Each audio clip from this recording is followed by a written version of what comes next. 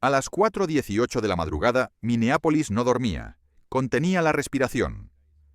La ciudad, envuelta en un silencio antinatural, parecía suspendida en el tiempo, como si supiera que algo irreversible estaba a punto de ocurrir. No había sirenas. No había helicópteros visibles. No había luces parpadeantes que anunciaran peligro. Solo una línea de SUV negros, avanzando sin prisa junto al río Cedar, con una precisión tan limpia que no se parecía a ningún patrullaje rutinario. Las puertas se abrieron casi al mismo tiempo. Más de 120 agentes federales descendieron sobre el asfalto húmedo sin decir una palabra. No hubo gritos. No hubo advertencias amplificadas. El operativo comenzó como comienzan las acciones que cambian la historia, en silencio. Frente a ellos se alzaba un edificio conocido por todos en el vecindario.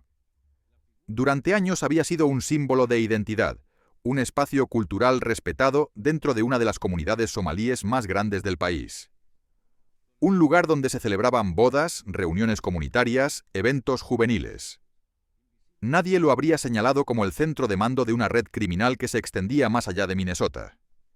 Pero esa madrugada, la fachada perdió su inocencia. No hubo cámaras convocadas.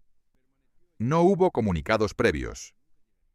La caída ocurrió de forma casi invisible, porque el objetivo había aprendido durante casi una década a ocultarse a plena vista. 3 accesos fueron asegurados en menos de 40 segundos. Las cerraduras cedieron con un sonido seco. Las estrellas aún colgaban sobre el cielo cuando los agentes cruzaron el umbral. El primer movimiento ya estaba en marcha. Y nadie en el vecindario sabía que esa noche marcaría el principio del fin de una estructura construida con paciencia, astucia y una comprensión profunda de cómo desaparecer sin irse a ningún lado. Durante años, Abdi había sido todo lo que una comunidad espera de uno de los suyos.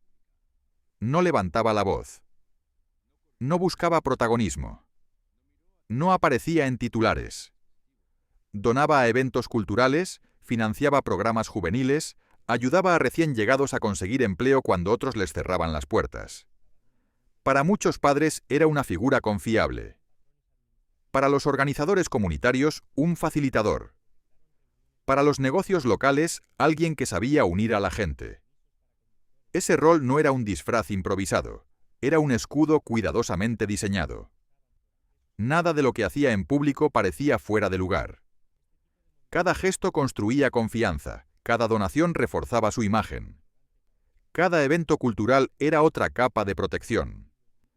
Gracias a esa reputación, Abdi se movía con libertad, sin levantar sospechas, mientras algo completamente distinto operaba bajo la superficie.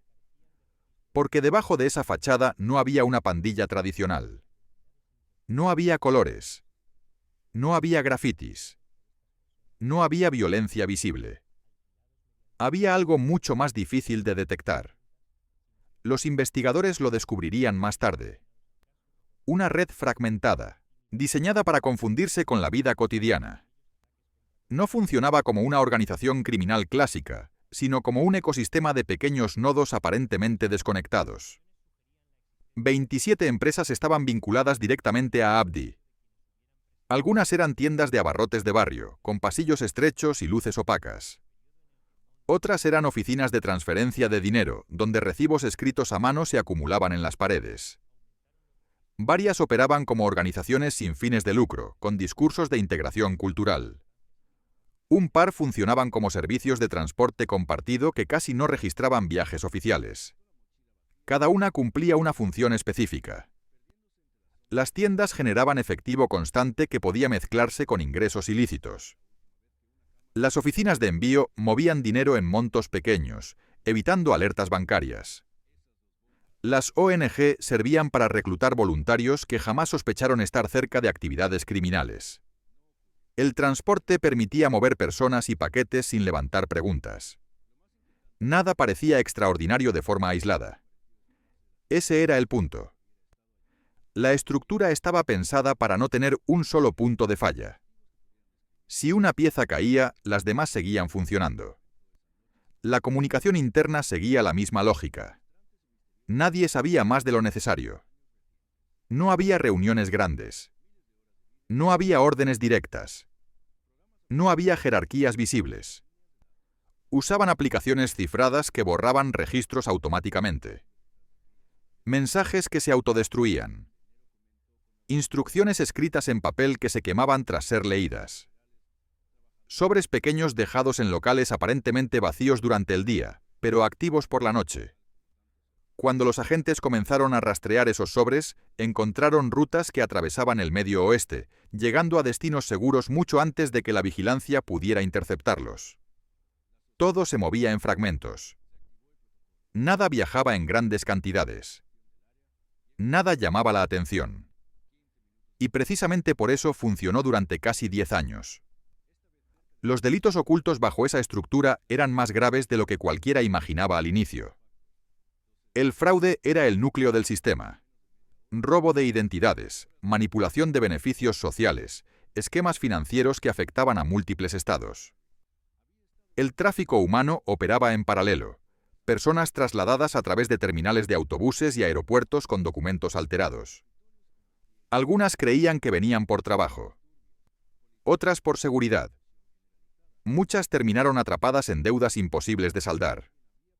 Los narcóticos fluían en sentido inverso. Pequeñas cantidades de pastillas y sustancias sintéticas distribuidas en zonas universitarias, donde el dinero rápido era fácil. Las ganancias salían del país mediante sistemas informales de transferencia, desapareciendo en rutas que terminaban en África Oriental. Cuando los investigadores lograron reconstruir el patrón, millones de dólares ya habían salido de Estados Unidos. Abdi controlaba todo a distancia. No aparecía en las empresas fachada. No usaba teléfonos a su nombre. Viajaba con conductores que cambiaban de vehículo en puntos inesperados. Su liderazgo lo mantenía aislado. Siempre había una capa más entre él y cualquier delito directo. Para la mayoría seguía siendo el hombre generoso de la comunidad. Para quienes sabían un poco más, era alguien a quien no convenía hacer preguntas. Los analistas federales coincidieron después. La red tuvo éxito porque nunca se apresuró. Creció al mismo ritmo que su entorno. Abrió negocios uno por uno. Reclutó en silencio. Movió dinero en cantidades que no sobresalían. Solo cuando todas las piezas se colocaron juntas, el verdadero tamaño de la estructura se volvió visible. Y aún así, faltaba el detonante. La ruptura no llegó con una redada espectacular. Llegó en forma de un objeto olvidado. Un teléfono. Un informante confidencial lo dejó sobre el escritorio de un agente de ICE sin demasiadas explicaciones. Dijo que pertenecía a uno de los conductores de Abdi. Un hombre lo suficientemente confiable como para entrar y salir de las empresas sin llamar la atención. Al encenderlo parecía vacío. Sin mensajes. Sin contactos. Sin actividad. Pero había una carpeta inaccesible sin una secuencia específica de comandos. Cuando los técnicos la abrieron, el rompecabezas apareció completo. Registros GPS mostraban rutas repetidas por 6 estados. Un libro financiero cifrado conectaba entregas de efectivo con negocios ya sospechosos. Contactos numéricos coincidían con personas en listas de vigilancia de seguridad nacional. Las rutas revelaron 14 casas seguras. Los códigos financieros señalaron 9 empresas fachada. Los patrones de viaje identificaron 4 células de transporte, y en la cima 6 figuras que nunca aparecían juntas. La decisión fue inevitable. A principios de 2025, las agencias federales aprobaron una operación coordinada multiestatal. Esperar más significaba perderlo todo. La acción comenzó antes del amanecer. Drones con sensores térmicos confirmaron actividad en el centro comunitario somalí. Equipos en St. Paul, Mankato y Rochester reportaron presencia en casas y negocios vinculados. Cuando todos los objetivos estuvieron confirmados, se dio la señal. Las entradas fueron aseguradas casi al mismo tiempo. Puertas cediendo. Luces cortando la oscuridad. Órdenes claras. Velocidad absoluta. En minutos, computadoras fueron incautadas aún encendidas. Teléfonos copiados en el lugar. Documentos embalados. No hubo tiempo para destruir evidencia, y entonces ocurrió lo inesperado. Minutos después del aseguramiento del centro comunitario, una unidad de vigilancia detectó un SUV saliendo a toda velocidad del área. La ruta era conocida, evitaba cámaras, evitaba controles. Un helicóptero del FBI tomó posición aérea. El vehículo recorrió más de 14 millas antes de internarse en una zona industrial. Entró en un estacionamiento subterráneo conectado a uno de los negocios fachada. Allí lo encontraron. Abdi intentaba destruir dispositivos electrónicos cuando fue reducido. 3 teléfonos cifrados. Una memoria USB. Documentos dispersos. No hubo resistencia. Solo silencio.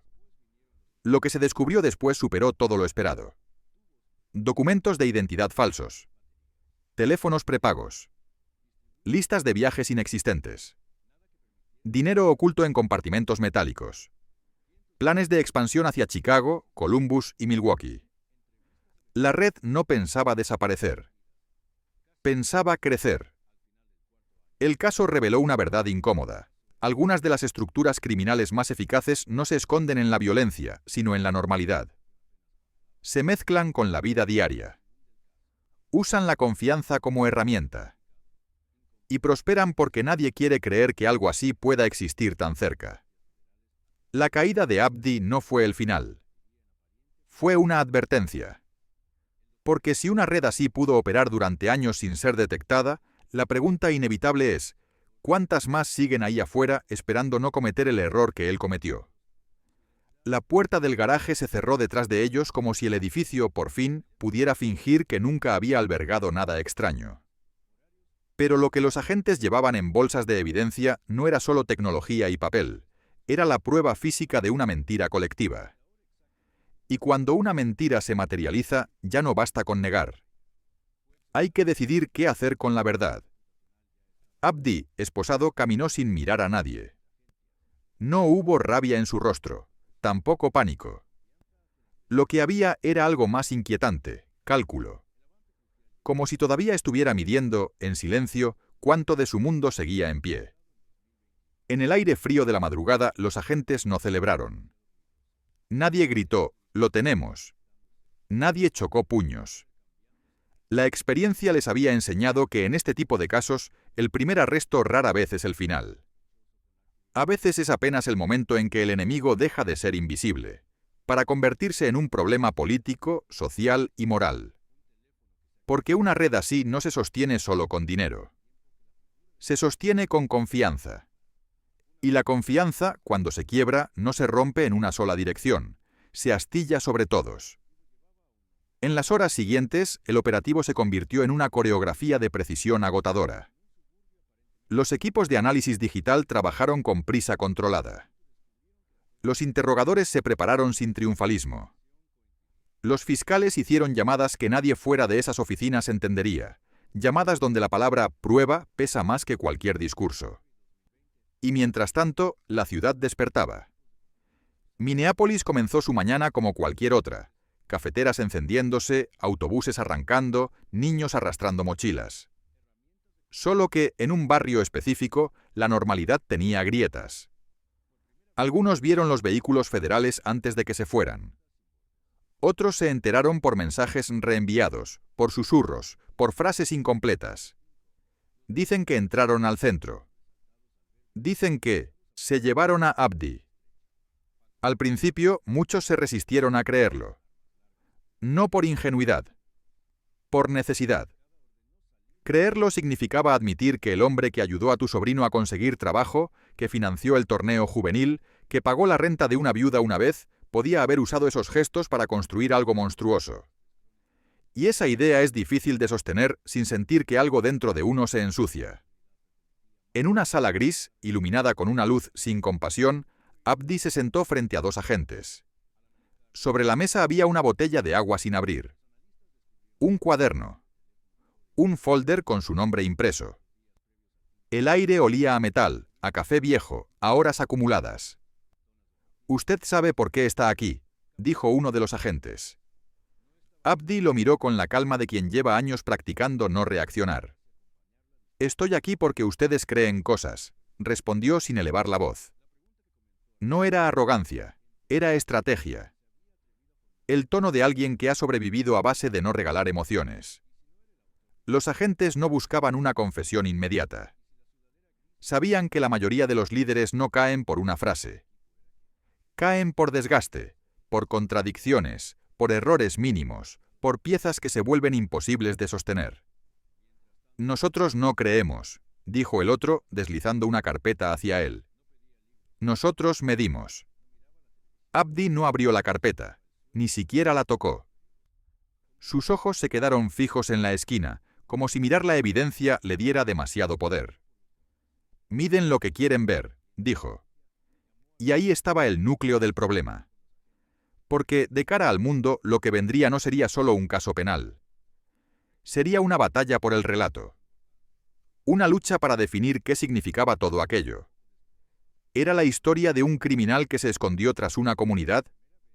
¿O la historia de un Estado que, al perseguir un delito real, arrastraría consigo a inocentes, alimentando sospechas, prejuicios y miedo? Los agentes lo sabían, los fiscales lo sabían. Y Abdi, sobre todo, lo sabía. La primera rueda de prensa ocurrió con palabras cuidadosamente escogidas. Nadie mencionó nombres de comunidades. Nadie señaló culturas. Nadie insinuó culpabilidades colectivas. El portavoz habló de una organización criminal compleja, de investigación de largo plazo, de acciones coordinadas para preservar evidencia. Aún así, los titulares se encendieron como pólvora. No porque los periodistas mintieran, muchos reportaron con cuidado, sino porque el público no consume matices, consume impactos. Y el impacto, en una pantalla, necesita un villano visible, un rostro, un lugar, un símbolo. El centro comunitario, que había sido un refugio cultural, apareció en imágenes como si fuera un fortín clandestino. La gente que había asistido allí por razones legítimas comenzó a preguntarse si los estaban mirando raro en sus trabajos, si sus vecinos los observaban más, si los niños notarían la tensión en casa. Un líder comunitario, cansado y con la voz quebrada, resumió lo que nadie quería decir en voz alta. Si esto es verdad, nos han robado algo más que dinero.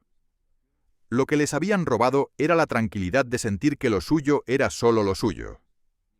Ahora cada recuerdo tenía sombra. Dentro del equipo investigador, la emoción dominante no era euforia. Era ansiedad.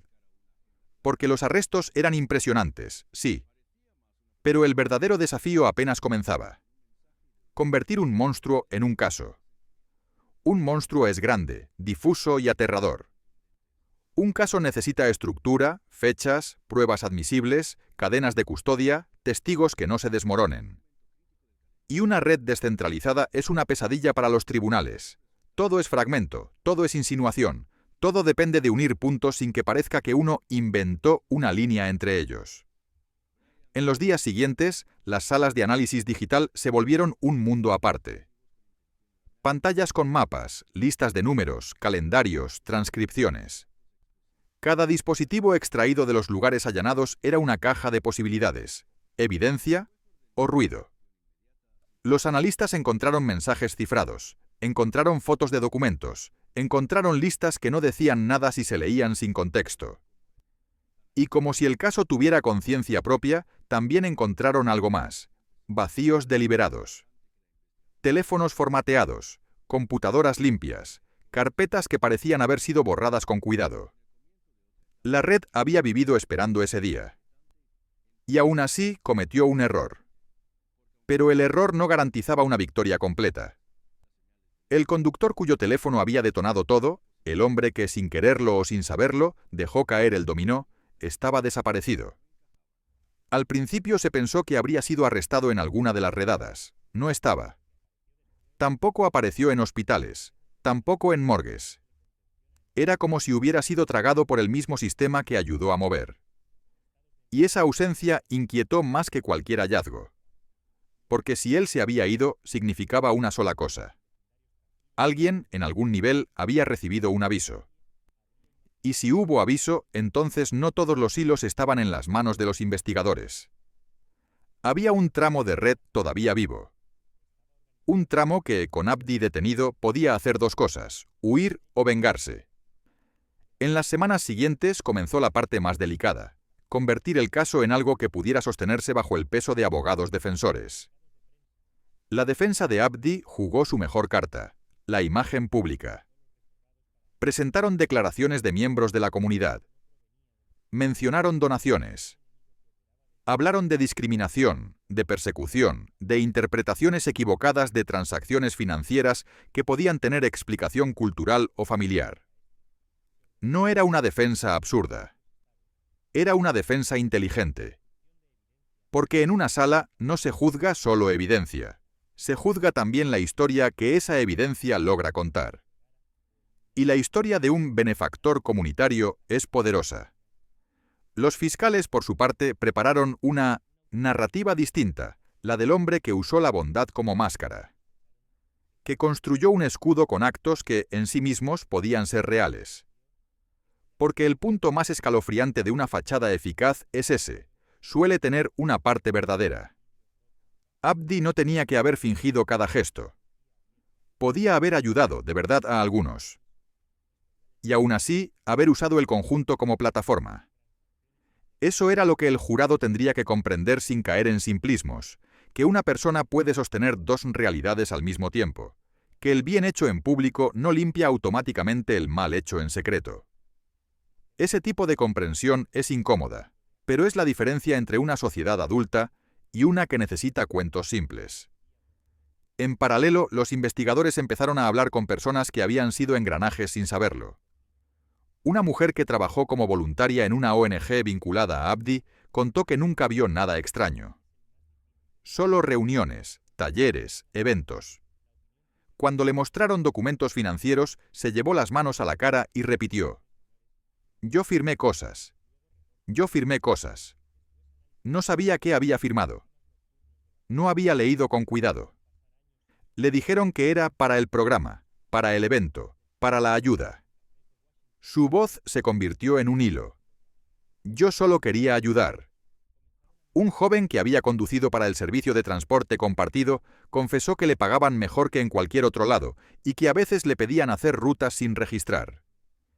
«Es para privacidad», le decían. «Es por seguridad». Él quería creer. Porque creer le daba trabajo. Y el trabajo le daba dignidad. Esa es la trampa más cruel, cuando la necesidad hace que una explicación conveniente parezca suficiente. Los agentes no trataban a todos como criminales. Sabían que la red, para sobrevivir, necesitaba una mezcla de voluntarios inocentes, operadores intermedios y un núcleo duro que entendía la verdadera maquinaria. Lo difícil era separar esas capas sin destruir vidas que ya estaban quebradas por otras razones. La tensión social creció. En el vecindario, algunos exigían justicia. Otros exigían respeto. Y muchos exigían algo que nadie podía entregar: una vuelta atrás. Afuera del centro comunitario, alguien pintó un mensaje en una pared: «No nos usen como excusa». Al día siguiente apareció otro mensaje debajo: «No lo defiendan si es culpable». La pared se convirtió en un debate público sin moderador. Esa era la consecuencia invisible. La investigación ya no era solo de agentes contra criminales. Era de vecinos contra vecinos, de sospechas contra recuerdos, de preguntas que no tenían respuestas rápidas. Y como suele ocurrir, el ruido amenazaba con enterrar lo más importante: las víctimas reales. Porque mientras algunos discutían reputaciones, había gente que había sido traficada, estafada, endeudada, desplazada. Personas cuyas historias eran incómodas porque obligaban a admitir que el daño no era abstracto, era humano. El golpe más fuerte llegó cuando, entre los archivos incautados, los analistas encontraron una carpeta que no era un plan financiero ni un mapa. Era un conjunto de testimonios. No firmados. No fechados. No listos para ser públicos. Eran notas de entrevistas internas redactadas por alguien del círculo, sobre personas trasladadas, familias endeudadas, casos problemáticos. Era un lenguaje frío, administrativo, como si la vida de los demás fuera inventario. Había una línea, en particular, que dejó a una analista mirando la pantalla durante varios minutos. «Si se quejan, recuerden, Nadie les creerá, no tienen papeles. Esa frase no era un detalle. Era una filosofía. La red no solo movía dinero o mercancía. Movía seres humanos con la certeza de que el sistema no los protegería. Y esa certeza, en algunos casos, era correcta. Los agentes entendieron entonces que no bastaba con desmantelar la estructura. Había que reparar el daño. Y reparar en el mundo real es más lento que arrestar. Con Abdi detenido, el siguiente objetivo se volvió evidente: el núcleo que quedaba suelto. Los patrones del GPS y los registros financieros señalaban conexiones hacia Canadá. También hacia otras ciudades estadounidenses. El documento Phase Expansion 2025 no era fanfarronería, era una hoja de ruta. La pregunta era, ¿cuánto se había ejecutado ya? En Chicago, los agentes encontraron movimientos sospechosos vinculados a una empresa recién abierta que se parecía demasiado a las de Minnesota. Mismo tipo de actividad, mismo estilo de facturación, mismas cantidades pequeñas, misma apariencia inocente. En Milwaukee, un número aparecía repetido en registros que, de otro modo, parecían irrelevantes. Y en Columbus, un nombre surgió en un formulario. No Abdi, sino un alias. Uno que se repetía lo suficiente para ser una firma. La investigación se volvió más grande, más compleja, más peligrosa. Porque cuando se expande un caso, se expande también el riesgo de filtraciones, de errores, de desgaste. Las agencias federales comenzaron a colaborar con equipos locales y con unidades financieras en distintos estados. Y allí apareció otro problema. Cada jurisdicción tiene sus reglas, sus egos, sus tiempos. La coordinación es un arte difícil incluso cuando todos quieren lo mismo. Y no siempre todos quieren lo mismo. Una noche, un agente veterano dijo algo que el equipo no olvidó. El enemigo más grande de un caso no es el criminal. Es la impaciencia. Porque la presión pública exigía resultados rápidos, pero un caso apresurado se cae. Y si se caía, no solo escaparía un líder, escaparía un mensaje. El mensaje de que cualquiera puede construir un imperio oculto bajo actos de caridad y salir caminando. No podían permitirlo. Mientras tanto, Abdi esperaba. En la cárcel preventiva, su rutina era metódica. Lectura. Silencio. Miradas que no se sintonían prolongaban. Hablaba poco, y cuando hablaba nunca decía más de lo necesario. Su abogado solicitó fianza, fue denegada, solicitó excluir evidencia digital. Los fiscales respondieron con una montaña de documentación técnica. Solicitó desacreditar al informante. Los agentes lo anticiparon, protegieron identidades, sellaron partes del expediente, jugaron con el tiempo. Abdi no se quebraba, pero los investigadores no buscaban quebrarlo por orgullo. Lo buscaban por necesidad. El núcleo restante era más difícil de capturar sin cooperación interna. Y entonces, casi por accidente, apareció una grieta. No en Abdi. En uno de los 6 de la cima. Un hombre que no era famoso. No era visible. No aparecía en eventos comunitarios. No tenía carisma. Tenía miedo. Lo detectaron por un patrón simple. Un número comenzó a llamar a un teléfono de abogado de inmigración con demasiada frecuencia. Un abogado que no estaba relacionado con el caso, que no sabía lo que estaba pasando, pero que de pronto recibió a un cliente tembloroso que hablaba de acuerdos y protección. Ese hombre no era una víctima inocente. Era un operador. Y los operadores, cuando sienten que el techo se cae, a veces intentan negociar su salida. Los agentes lo entrevistaron con calma, con paciencia. Con el tipo de voz que no promete nada y por eso parece más creíble. No queremos su vida, le dijeron. Queremos la verdad. Él se rió, una risa corta, casi amarga. La verdad mata, dijo. Y ahí, por primera vez, el caso mostró su cara más oscura. La posibilidad de que la red no solo fuera económica, sino también disciplinaria. Que hubiera castigos internos, que hubiera vigilancia sobre los propios. El operador no cooperó ese día. Pero salió de la sala con los ojos distintos. y los agentes supieron que la grieta ya existía. A medida que las semanas pasaban, el barrio oscilaba entre dos extremos: proteger su dignidad o exigir limpieza. Los líderes comunitarios organizaron reuniones para evitar que el caso se convirtiera en una cacería cultural. En esas reuniones se escucharon frases duras, honestas. Si era culpable, nos traicionó. Si era culpable, no significa que todos lo seamos. Si era culpable, necesitamos saber cómo se escondió aquí. La última frase fue la más importante, porque no bastaba con señalar al individuo. Había que entender el mecanismo. ¿Qué grietas sociales permiten que alguien construya poder oculto? ¿Qué necesidades, qué desconfianzas, qué silencios alimentan estructuras así? Cuando una comunidad se siente observada, a veces se cierra. Y ese cierre puede ser utilizado por quien quiera esconderse dentro. No es culpa de la comunidad. Es una consecuencia humana. Cuando el mundo te mira con sospecha, aprendes a vivir con el instinto de protegerte. Abdi, si algo entendía, era ese instinto. Y lo convirtió en arquitectura. En la oficina del fiscal principal, un mapa ocupaba toda una pared. Con hilos, con notas, con fechas. Parecía una mente humana convertida en tablero. En una esquina, alguien había escrito a mano: no olvidar, las víctimas no son solo números. Porque el caso empezaba a correr el riesgo de convertirse en espectáculo. Y cuando un caso se vuelve espectáculo, lo humano desaparece detrás de los gráficos. Una investigadora insistió en entrevistar a una de las víctimas del tráfico humano. No porque fuera necesario para condenar a Abdi, había suficiente evidencia financiera, sino porque la condena sin historia es fría. Y la justicia, para ser completa, necesita rostro. La víctima era joven.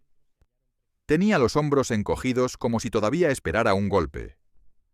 Cuando habló, lo hizo con frases cortas, como si el idioma fuera un terreno minado. Me dijeron que iba a estudiar, susurró. Que iba a trabajar, que iba a ser libre. Hizo una pausa larga. Pero era una deuda. Una deuda que nunca termina. Esa frase quedó flotando en la sala como humo. Porque ahí estaba, de nuevo, la verdad incómoda. El crimen organizado moderno no siempre se ve como violencia visible. A veces se ve como un contrato, como un favor, como una promesa. Hasta que la promesa se convierte en una jaula. El siguiente gran golpe llegó cuando los analistas lograron recuperar fragmentos de datos de un dispositivo parcialmente destruido. No eran mensajes completos. No eran órdenes claras. Eran piezas rotas. Pero, unidas, decían algo aterrador.